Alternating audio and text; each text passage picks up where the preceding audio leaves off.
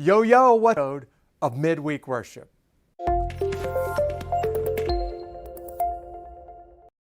Hey, thanks for joining us, guys. This week, we're going to start a brand new topic, and we're going to spend the next several weeks talking about something really important. We're going to discuss the doctrine of humanity. We're actually going to ask the question, what does it mean to be a human? And you're thinking to yourself, Jeff, I learned that in elementary school. Well, hold on, because when you really start to understand what God created when He made humans way back at the beginning of the Bible, maybe it's going to help you understand who you are, who the people around you are. Maybe it will make a huge difference in your life. What we typically do during this broadcast is we sing a song or two.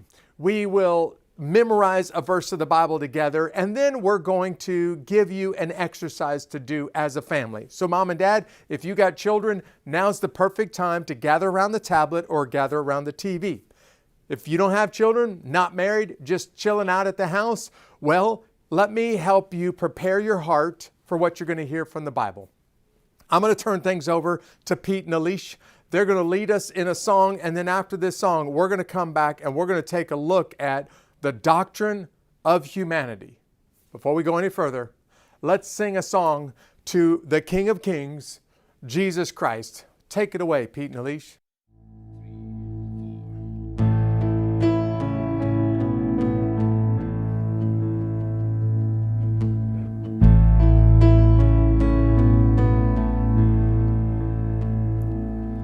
There's just one chief and two men's purpose.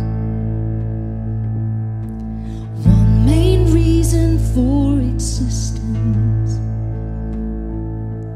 and all man's vain and high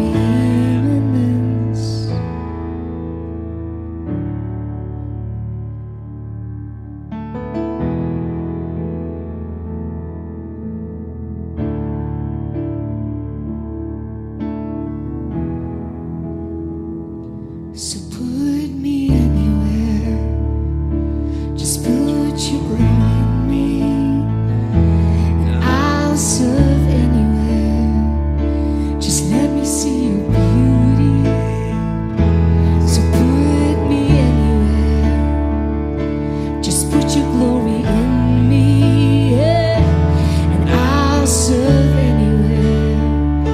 Just let me see your beauty, yeah, so put me anywhere. Just put your glory in me, yeah, and I'll serve anywhere. Just let me see your beauty, yeah, so put me anywhere. Just put your glory in me, and I'll serve anywhere. Just let me see your beauty, yeah. So catch me up in your story all my life for your glory. Catch me up, In your story all my life for your glory. catch me up, In your story all my life for your glory. Catch me up in your story all my life. My God, my joy, my delight. My God, my joy, my delight. My God, my joy, my delight. My God, my joy, my delight. My God, my joy, my delight.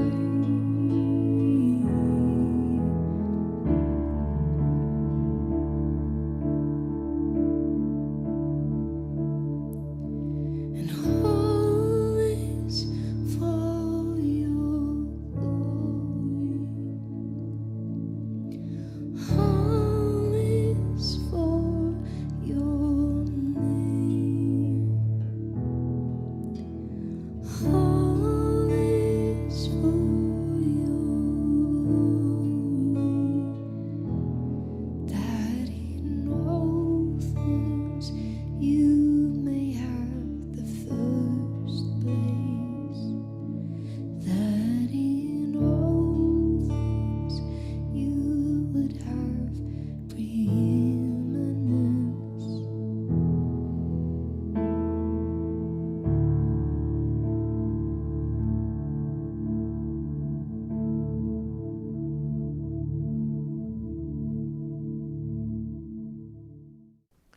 Hey guys, thanks for leading us in that music. Now, when we start to talk about the doctrine of humanity, actually what we're trying to figure out is, what do we mean by human? What separates humans from the rest of creation? What makes human beings human beings? And as I was preparing for this today, I found a couple of great clips in movies that do a great job of describing this. But one of the movies that I watched on an airplane not long ago is the movie Jojo Rabbit. In that movie, there's a little boy by the name of Jojo who is in Nazi Germany, and he has a Jewish girl hiding in his house. Jojo has to decide whether or not he believes this Jew is a human. And they have this fascinating conversation. I'm going to show you this really short video clip, but I want you to check out in this pretty funny video clip how Jojo is taking his cues and learning what a human is and what a human isn't from a guy who can only grow half a mustache. And when the Jewish girl hiding in his house really gets into it with him, she drops the big one on him when she describes how the king of them all, Jesus Christus, was a Jew. So check out this movie clip from Jojo Rabbit, will you? And I don't think you want that. But then you'll tell on me and my mother, and we'll be in trouble, which I don't want. And if you tell my mother I know, then she'll kick you out, which you don't want. And if I tell my mother I know, then you'll cut off my Nazi head, which I also don't want. So it's a Mexican stalemate. It's just a normal stalemate. I have some conditions for allowing you to stay here. Conditions. Yes, tell me everything about the Jewish race. Okay. We're like you, but human. Please take this seriously. Think of this as an expose. I want to know all your secrets. Kindly refrain from sitting on my sister's bed. Why? She doesn't need it. You know nothing of my sister. Ying and I were friends. I remember you. Such a funny little boy. Enough with the small talk. Start telling me about your kind. Obviously, we are demons who love money, right? Obviously. Everyone knows that. But what people don't know is that we're also allergic to food. Cheese, bread, meat. That stuff will kill us instantly. So, if you're thinking of ending my life, that's the fastest way. Also biscuits, lethal. Very funny. Anyway, there's not enough food for you, so I don't know what you're going to do. Your mother managed to find me some bread. She's kind. She treats me like a person. But you're not. As a proper person. Are you? How dare you, Jew? You are weak, like an eyelash. I am born of Aryan ancestry. My blood is the color of a pure red rose. And my eyes are blue, like... Break free. Break free, great Aryan. There are no weak Jews. I am descended from those who wrestle angels and kill giants. We were chosen by God. You were chosen by a pathetic little man who can't even grow a full mustache. Stronger race, huh?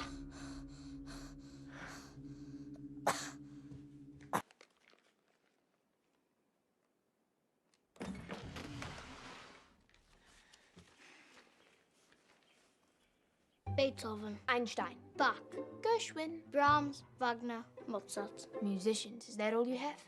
Rilke, Oh, yeah, of course, your favorite, Rilke. Jewish mother.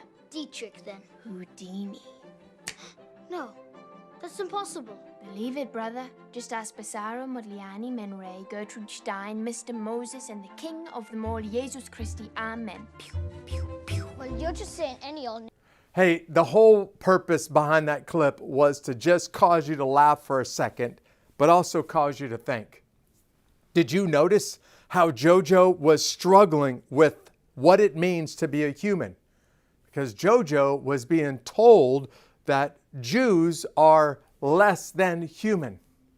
And all throughout history, many people have heard that people that don't look like them or didn't grow up in their country are less than human. In fact, this past week, just a couple of days ago in the United States, we celebrated the life of Dr. Martin Luther King Jr., who spent his life, ultimately gave his life, trying to convince people in my country that just because your skin color is black doesn't make you less of a human.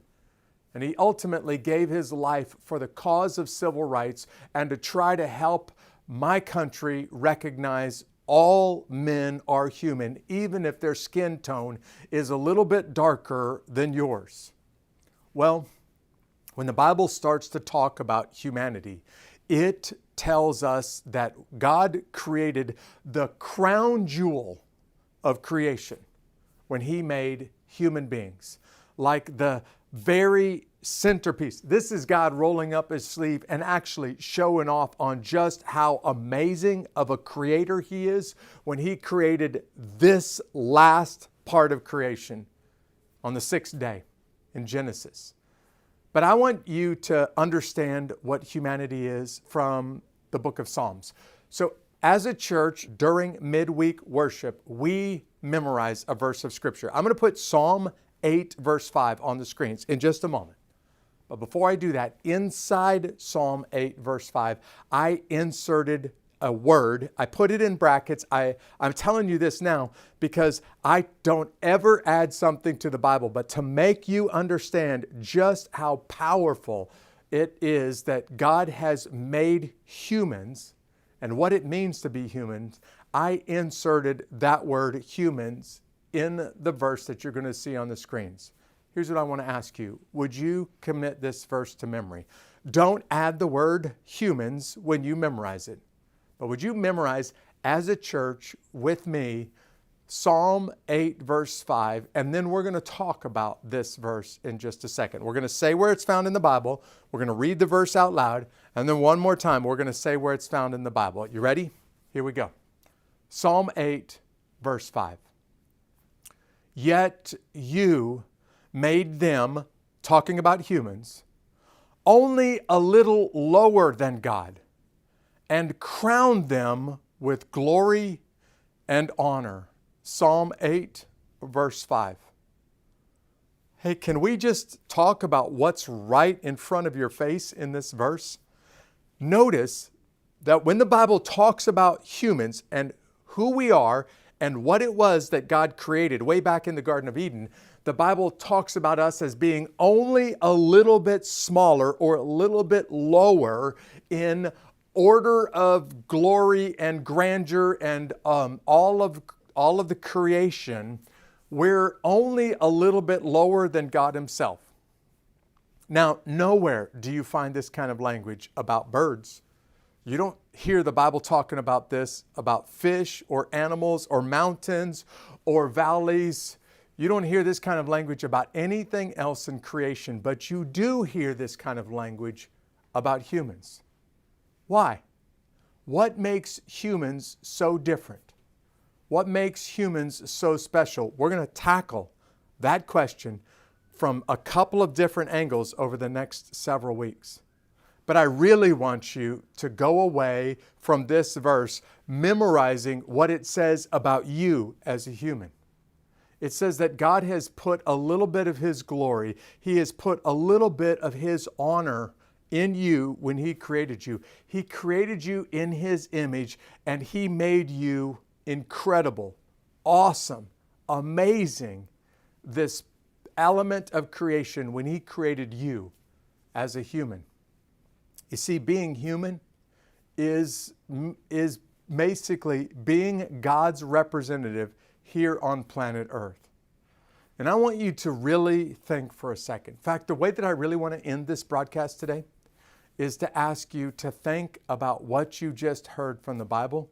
And then I want you to put what you just heard from the Bible into perspective about the world that you see around you. So what I'm going to do is I'm going to put a question on the screens. And after this broadcast ends, I want you to just spend some time thinking about it and answering this question. If you got a family, as a family, why don't you answer it? Meaning, parents, why don't you give your children a chance to answer this question? Why don't you answer this question for your children when this broadcast ends? So here's the question, and I want you to think about it before you give an answer. What separates you from the rest of God's creation? Pause for just a second. What makes humans different than every other part of creation on the planet? What makes you different than every bird, every animal, every fish, every other aspect of creation that you can see with your eyes, you can hear with your ears? Everything about creation, you're different. But I want you to answer, why are you different? How are you different? And as you answer that question, maybe you'll start to see, wow, God, what you made when you made human beings is really awesome and really is just a little bit lower than you and crowned with glory and crowned with honor. I hope you see just how incredible and just how valuable that you are to your Creator from this episode of Midweek Worship. Thanks for joining us. See you right back here next week. God bless.